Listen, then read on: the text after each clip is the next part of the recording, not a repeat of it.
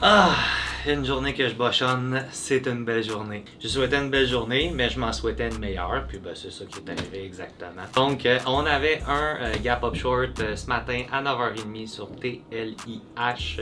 Ça suit la chanson de ce mois-ci, c'est-à-dire les Gap Up Short sont présents, mais les poussées à l'ouverture le sont un petit peu moins. Donc, comme je l'ai mentionné sur mon floor, quand il y en a un qui se présente, puis il se présente assez régulièrement, ben, trouve un moyen d'être dedans, et c'est ce qu'on a fait sur notre floor pour faire un 22% de profit sur celui-ci. Donc, possibilité d'avoir 3 plays aujourd'hui. Pour l'instant, on en a 2. On a possibilité d'en avoir 3, puis on va voir 3 plays différents, 3 façons de les attaquer. On les a toutes prises sur le floor à Mirabel aujourd'hui, et c'est une bonne journée. Si on regarde le top list ce matin, mais je pense que tout le monde l'a remarqué. Le seul play qui fait du sens, ça va être TLIH. Très très très beau pre-market. J'ai absolument rien à dire au niveau de son pre-market. Avant d'aller sur le daily, on peut regarder ses statistiques parce que c'est là qu'il y a une petite coche à notre tableau. Donc statistiques, nous on va rechercher une compagnie qui est négative. En ce moment, cette compagnie-là n'est pas nécessairement négative. Est-ce que c'est la compagnie la plus profitable au monde? Non. Quand on regarde ces différents critères sur Dilution Tracker et Yahoo. Mais moi, je suis quand même prête à me dire, OK, c'est pas nécessairement la fin du monde que ce soit la compagnie qui n'est pas le plus dans le rouge, étant donné que sur son daily, on a une double résistance au niveau de 0.68, 0.70, on va dire. Si on est pour l'attaquer en probabilité, je veux que mon risque englobe la résistance sur le daily. C'est quand même, tout le monde voit ce niveau-là. S'il dépasse ce niveau-là, ben, il va être considéré comme un breakout sur le daily. Donc, de toute manière, on va vouloir couper notre position. Donc, moi, je veux l'attaquer un peu plus en méthode hybride, probabilité.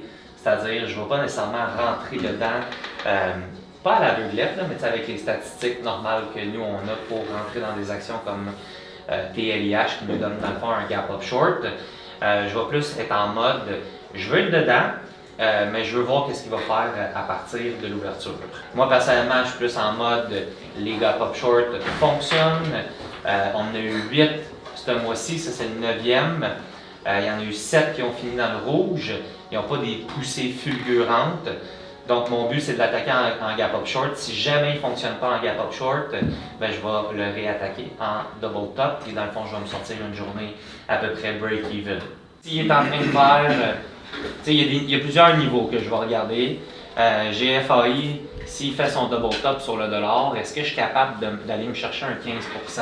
Qu'est-ce que je veux aller me chercher sur un double top avant qu'il atteigne son close de 0.68? La réponse est oui. Le deuxième niveau que je peux voir, c'est sa journée de 80 millions de volume et plus à 62. Est-ce que je suis capable de me payer avant qu'il atteigne ces niveaux-là qui peuvent faire office de support? Oui. Fait que oui, la réponse est oui.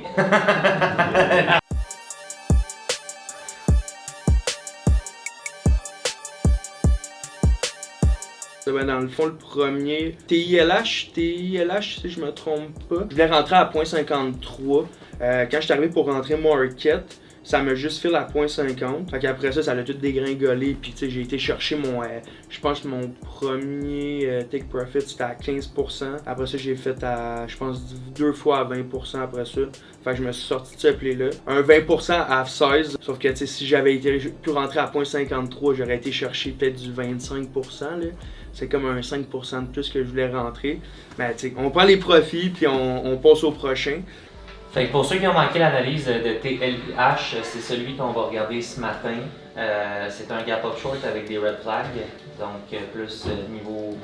J'aime pas tant ça dire B-play, mais comme lui, c'est un vrai B-play. C'est quoi sur TLIH? Là, il y a tout, sur le daily, tous les tops qui se rencontrent là, pas mal autour de 50, 51, 52. Là, ça peut-tu servir de support un peu comme... Ça l'empêche de descendre? Ben, il y a une petite affaire de volume là, Ouais. dans son 50 sous, 49 sous. Là. Personnellement, je pense que ce qui a le plus d'impact, ça va être. Ouais, 67 là, tu dis. Mais sur le daily, c'est 0.52, Ouais, pré-market, T'es à 0.56. En ce moment, j'ai juste le quart de ma position. Ouais, moi aussi. Ouais, 53. Ça me file à 50. Ouais, ça faisait ça, la chandelle, hein? Ouais, moi avec, ça me fait Je suis quand même à 800, là, mais tu sais, ça fait un peu. Ben, moi, quand t'as rentré, pas comme ça. Hein? Ouais, bien sûr, moi, je suis dedans, mais. À date, j'ai poussé son 5%. Là.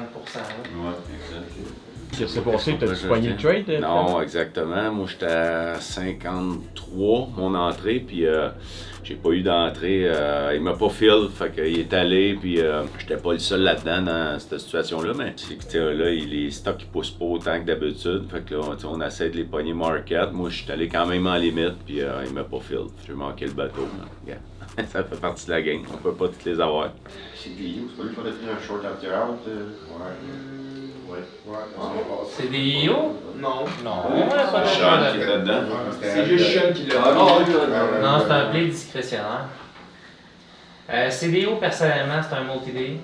Là, il est en breakout en ce moment sur sa journée de vendredi. Je trouve ça quand même très fort comme mouvement, qu'est-ce qu'il est en train de faire. Il va falloir qu'il me prouve une certaine extension parce que là, je suis en train de me dire, si en effet il est en breakout sur son 3,48, 3,50, ben j'ai pas de jus en ce moment, j'ai pas de viande à aller chercher. Tu as regardé 4,85? 4,30.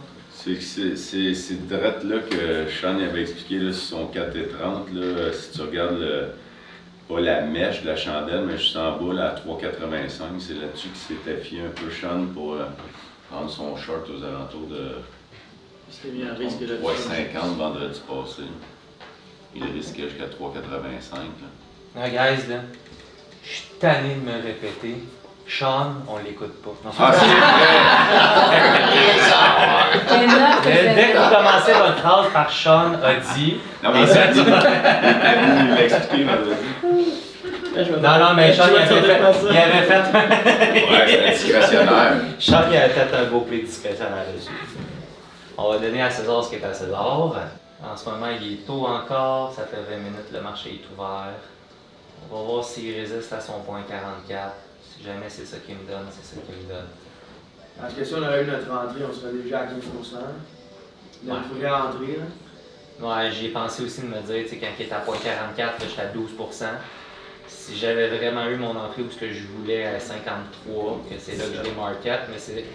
Vous voyez, ça c'est un des dangers du market. T'es dedans, ça veut pas dire que t'as le prix que tu voulais nécessairement. Tu l'as eu à quoi, 51? J'ai eu à 0.501, fait à 50. Il y a aussi une deuxième type de stratégie qui s'est présentée sur CDIO. C'est un short after halt après une extension. On l'a tout pris sur le floor. En ce moment, on est encore dans le play. On a un risque très serré. On risque à peu près un 4% pour avoir un retour de X% qui peut arriver au courant de la journée jusqu'à 4 heures. J'ai l'intention de rester dedans. C'est soit je me fais stop out à mon 4%, ce qui est très correct, ou il continue de dégringoler, et ben là je peux aller chercher du 20, du 30, du 40, et ben peu importe, mon ratio gagnant est très très bon sur ce play-là. Pendant qu'on est en train de se parler en ce moment, il y a un double top qui est en train de se former, donc il y a plusieurs critères qu'on recherche, X, Y, Z. En ce moment, le X, il est coché. On attend le Y et par la suite, on attend le Z pour rentrer dedans, qui va être le retest. Encore une fois, regardez comment il y a de la réaction à son niveau de hold. Ça fait à 2 reprises qu'il va le retest. Ça veut dire qu'il peut autant aller à gauche qu'en haut qu'en bas, en ce temps-là? En ce moment, ça veut dire que je vais faire 1000%. Bonne réponse. Non, mais c'est que, tu sais, plus il va frapper ce niveau-là, bien entendu, plus qu'il va devenir faible.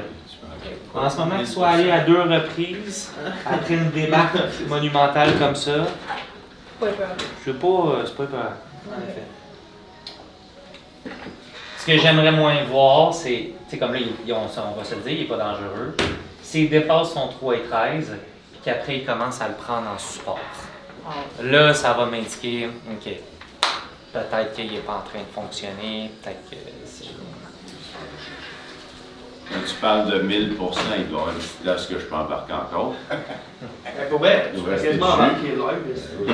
Lui, il est embarqué à 3 et 1. Là, j'ai 3 et 3. Toi, t'es 3 et 18. Hein, Frank? Ouais. Toi, 3 et 11. Ça, c'est bon, ça. Shirt after all. Notre nouvelle Tu sais, stratégie. comme en ce moment, tu sais, oui, mon risque est sur 3,50. Mais là, avec le genre de double test qu'il est allé faire sur son niveau de halt, je me dis que s'il dépasse, je vais pas être en mode « Ah, ça fonctionne plus ». Mais s'il dépasse, puis qu'après il prend ça comme support, puis il commence à vouloir remonter, ben je le laisserai pas aller jusqu'à 3,50 là. Moi, j'ai mis 3,31, ça donne 6%. 3,31, c'est parce que tu prends cette chandelle-là en considération. Qui est facturé à celui comme peut-être un peu plus haut. Ben, c'est juste que. Tu sais, il y a 200 000 dans à ce niveau-là, le 3,26, il y a 200 000 de volume. C'est pas. Je pense que c'est pas le point le plus solide. Ok. En ce moment, un point qui nous a démontré que c'est 3,13. Là, il faut juste qu'il brise son closière. Fait que, il y a beaucoup de plays, j'ai entendu mon 7% si j'avais été chez nous.